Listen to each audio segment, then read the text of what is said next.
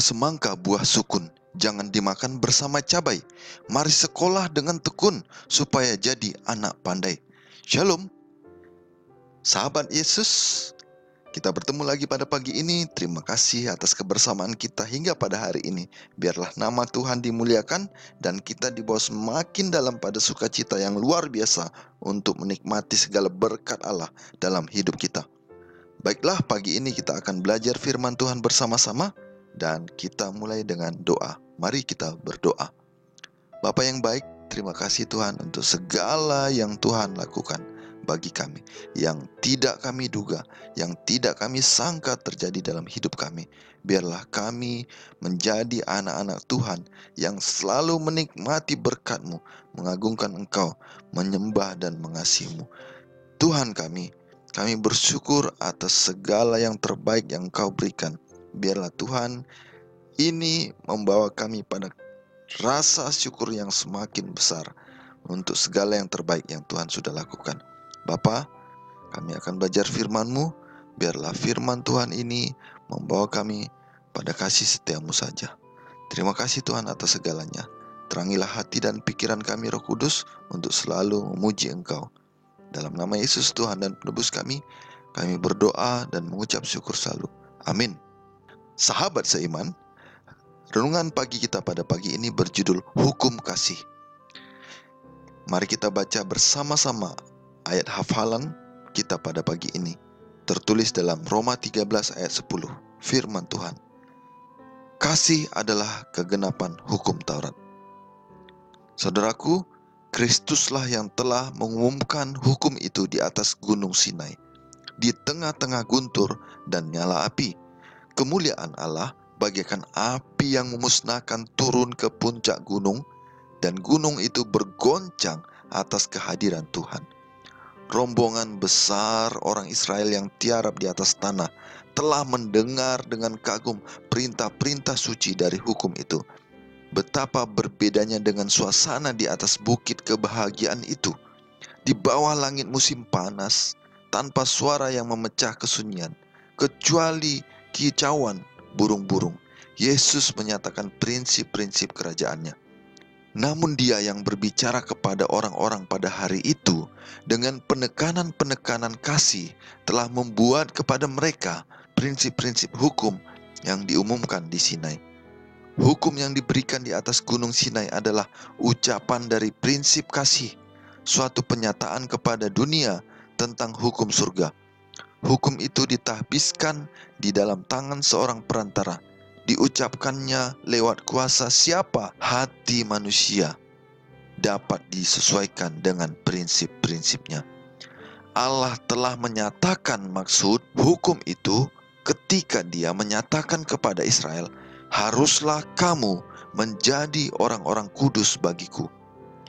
Dalam Keluaran 22 ayat 31.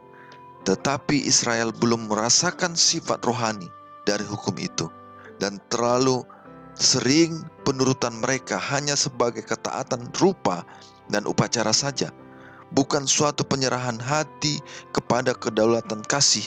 Ketika Yesus dalam tabiat dan pekerjaannya menunjukkan kepada manusia sifat-sifat Allah yang suci, penuh kebaikan dan bersifat kebapaan, dan menunjukkan ketiadaan nilai dari penurutan upacara belaka, para pemimpin Yahudi tidak menerima atau memahami kata-katanya. Mereka berpikir bahwa Dia terlalu menganggap enteng akan tuntutan-tuntutan hukum itu. Dan ketika Dia tetapkan di hadapan mereka kebenaran-kebenaran dari permulaan atau lambang upacara mereka yang ditetapkan ilahi, mereka hanya melihat luarnya saja, menuduh Dia berupaya untuk mengubahnya. Kata-kata Kristus walaupun diucapkan dengan tenang, itu dikatakan dengan kesungguh-sungguhan dan kuasa yang menggerakkan hati orang-orang. Mereka mendengar pengulangan tradisi-tradisi dan tuntutan-tuntutan hambar dari para rabi, tetapi dengan sia-sia. Takjublah orang banyak itu mendengar pengajarannya, sebab Ia mengajar mereka sebagai orang yang berkuasa, tidak seperti ahli-ahli Taurat mereka. Matius 7 ayat 29. Orang Farisi mencatat perbedaan besar antara gaya ajaran mereka dengan ajaran Kristus. Mereka lihat bahwa keagungan, kesucian, dan keindahan kebenaran dengan pengaruh yang dalam dan lemah lembut itu telah menguasai pikiran banyak orang. Dikutip dari buku Khotbah di atas Bukit halaman 55 sampai 57. Sahabat dalam Yesus, kasih itu sabar, kasih itu murah hati. Ia tidak cemburu, ia tidak memegahkan diri dan tidak sombong. Ia tidak melakukan yang tidak sopan dan tidak mencari keuntungan diri sendiri. Ia tidak pemarah dan tidak menyimpan kesalahan orang lain. Tertulis dalam 1 Korintus 13 ayat 4 sampai 5.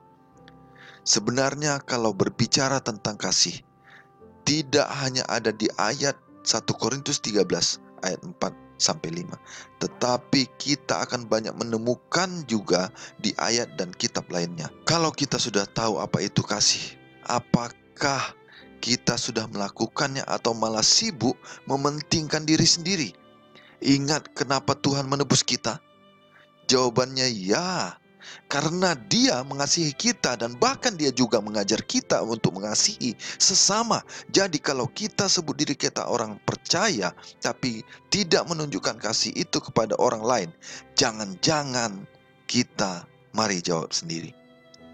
Lagian kita tidak bisa mengatakan bahwa kita mengasihi Tuhan dan sesama tanpa ada tindakan nyata mengenai kasih kita kepada Tuhan dan sesama. Kasih itu tindakan, bukan hanya sekedar kata-kata.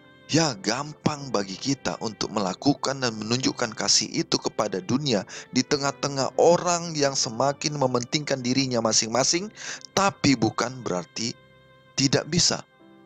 Mulailah dengan hal-hal yang sederhana, seperti menghormati orang tua, menyediakan waktu untuk mendengar curahan hati temanmu, atau memberikan makanan kepada yang membutuhkan. Misalnya ketika kita pulang sekolah atau kampus atau pulang kerja, kita tidak sengaja ketemu dengan pemulung.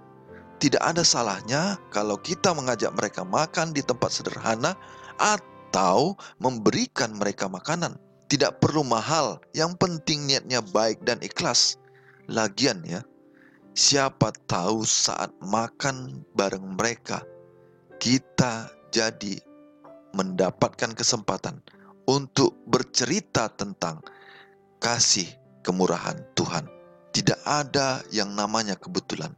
Memberikan sedikit dari apa yang kita punya, seperti memberikan sebungkus nasi kepada mereka yang membutuhkan, bisa jadi awal untuk kita mulai menceritakan kasih Tuhan.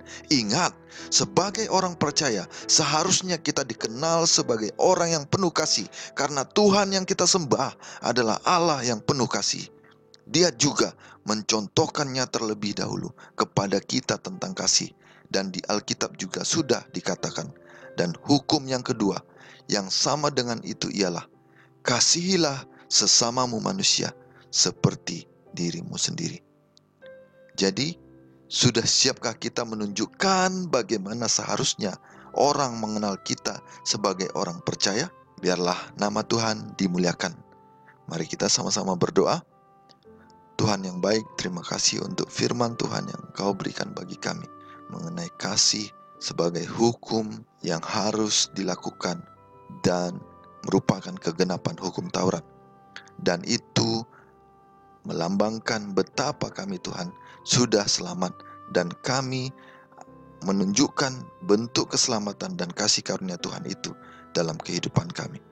Biarlah Bapa, semua firman-Mu yang kami dengarkan malam ini mengajarkan kami dan menguatkan iman percaya kami, supaya kami kembali kepada hukum kasih setiamu, sehingga banyak jiwa dibawa kepada Tuhan dan memuliakan Engkau. Terima kasih Bapa atas segalanya. Termulialah Engkau dalam setiap hidup kami, dalam setiap langkah kami, dalam setiap pekerjaan kami, dalam setiap perkataan kami, dalam setiap pikiran kami, dalam setiap komunikasi yang kami jalin. Biarlah semuanya untuk kemuliaan-Mu saja Bapa. Terima kasih Yesus atas segala kebaikan-Mu. Biarlah Engkau sempurnakan doa kami ini Tuhan, supaya layak di hadapan-Mu, dan Engkau berikan jawaban yang terbaik sesuai dengan kemurahan hati-Mu bagi kami. Di dalam nama-Mu Yesus, kami berdoa dan mengucap syukur selalu. Haleluya. Amin. Pagi-pagi meminum jamu. Segelas jamu pahit rasanya. Tekunlah dalam menuntut ilmu. Tanpa ilmu, hidup tak berguna. Horas.